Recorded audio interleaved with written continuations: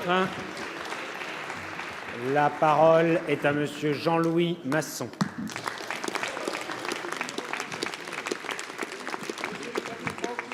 Merci, Monsieur le Président. Ma question s'adresse à Monsieur le ministre d'État, ministre de l'Intérieur. Monsieur le ministre, je reviens, l'actualité le commande, sur l'attentat de Trèbes.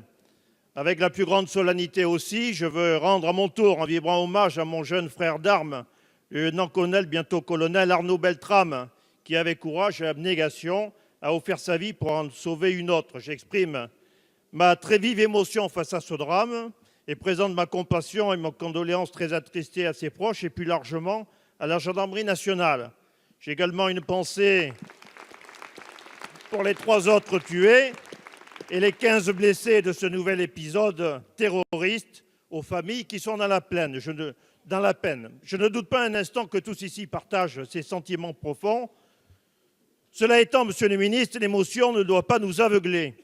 Comme vous le savez fort bien, nos quartiers prioritaires constituent malheureusement un environnement favorable à ces djihadistes radicaux.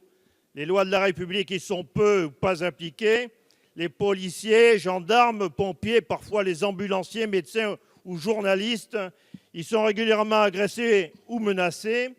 Ces quartiers périphériques sont la plupart du temps abandonnés à des organisations criminelles sur fond de trafic de drogue, d'armes ou d'autres, lesquelles dictent leurs propres lois, règlent leurs comptes et prennent en otage d'innombrables familles impuissantes et contraintes à l'omerta pour éviter les représailles.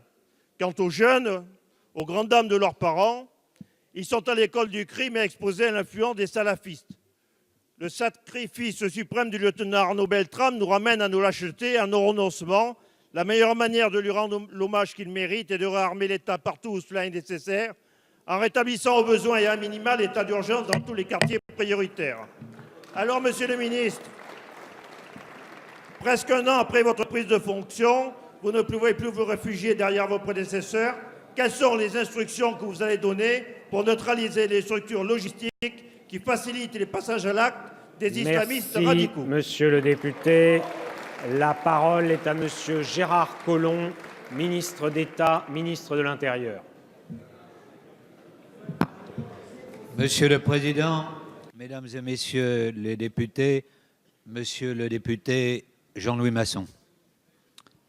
Juste avant les questions d'actualité, j'étais avec l'épouse d'Arnaud Beltrame, sa famille, et j'accueillais le cercueil d'Arnaud Beltrame.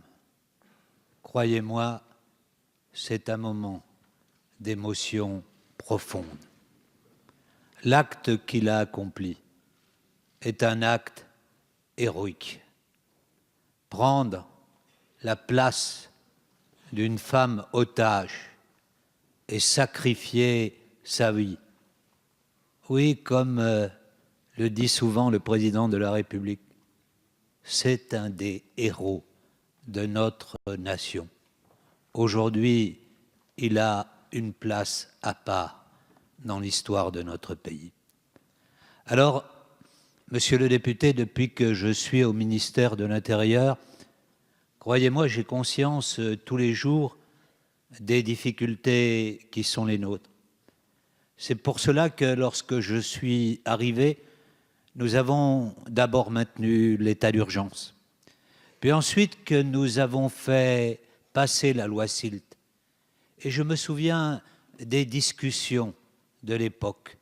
Souvent, on disait que cette loi était liberticide et il a fallu affronter cela. L'état d'urgence, dites-vous, serait la solution. Je veux simplement vous rappeler que Magnanville, Nice, Saint-Étienne-du-Rouvray, Xavier-Jugelé sur les Champs-Élysées, Marseille-Saint-Charles, c'était pendant l'état d'urgence. Alors oui, il faut aller de l'avant, mais ce sera une lutte de tous les instants. Merci, Monsieur le ministre.